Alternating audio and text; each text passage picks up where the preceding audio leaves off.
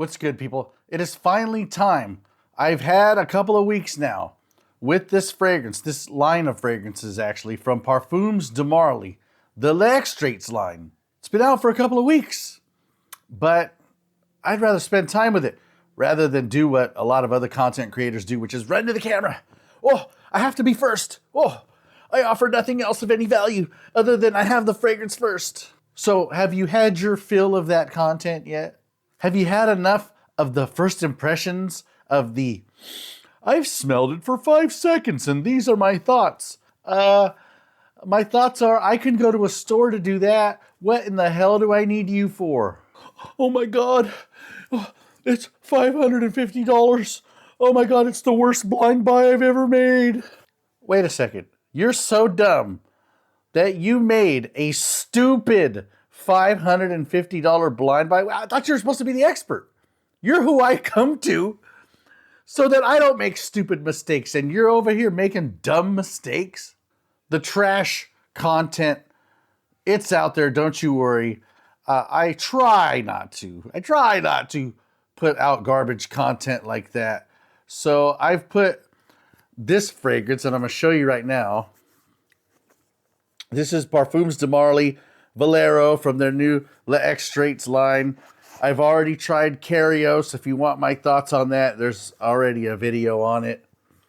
I didn't buy it because obviously only an idiot would buy a fragrance that he doesn't like. Again, go to the already existing content about this line, but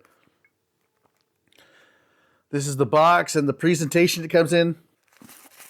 A little bit of paper up there to keep the bottle safe in transition.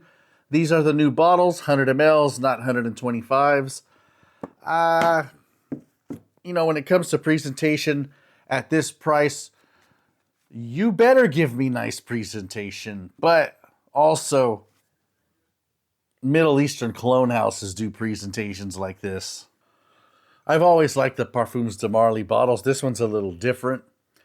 The little horsey is on the back, and it's carved in there so you can see it through the front, and then the name Valero right here. The caps are pretty similar to what they were before. The sprayers, very nice sprayers in my opinion, and a very nice smell. Nice. $600. Nice.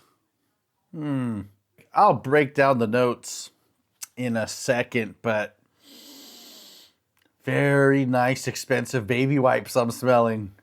A rich man's baby wipes.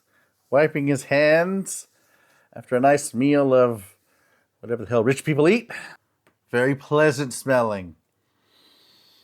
A little upscale, a little, dare I say, expensive smelling. But let's get to the gist of it. At the top, bergamot, citron, juniper berry, nice citruses. Other than the citron, you could probably find that in a lot of mall fragrances. Lavender and geranium. More mall. Yes, more mall. Cypress, adding a little green element. And nutmeg, that's where the fun starts to happen. That's where the niceness of this fragrance starts to happen, because I'm a nutmeg guy. Why, this sounds like your standard blue fragrance, which I love, by the way. But that nutmeg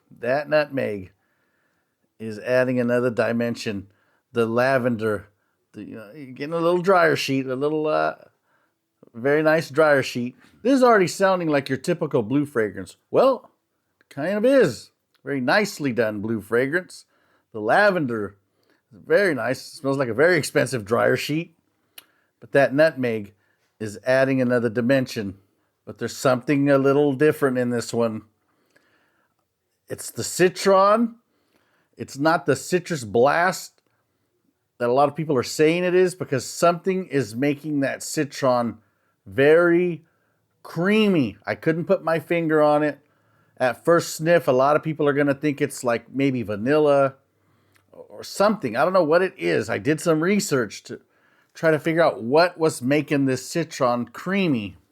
And that would be the note of something called Ambrox Super. Because before I dove into the notes, I said to myself, what is making this creamy? The only thing I could think of is ambergris, but there's no ambergris in this. Even on the Parfums de Marly official website, the notes listings say ambroxan.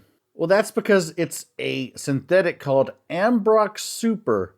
And what that is a more expensive version of ambroxan.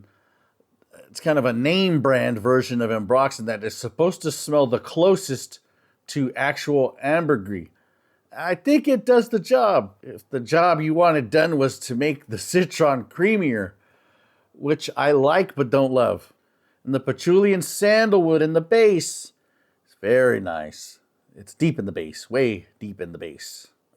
But the opening of those citruses is flat out gorgeous. If I were to rate this just on the opening, 10 out of 10. Unfortunately, that opening doesn't disappear. The citruses don't disappear. They just kind of take a backseat.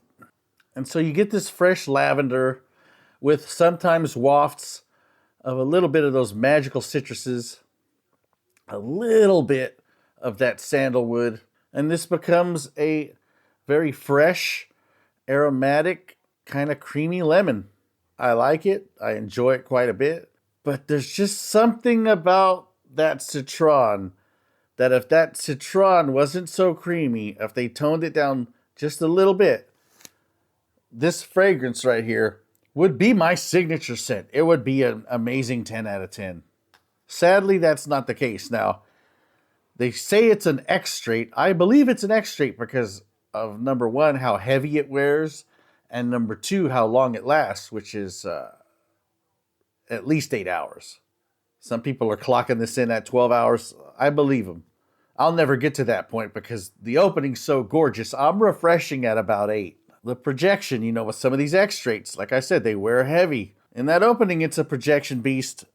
After about an hour or two, it settles down. Not what I would call close to the skin, but moderate. This is a fragrance that starts at 10, and every hour you wear it goes down to a 9.8, a 9.5, a 9, and it basically settles into the score that I'm going to give it, which is a very office safe, very mass appealing, very easy blind buy depending on what you spend on it.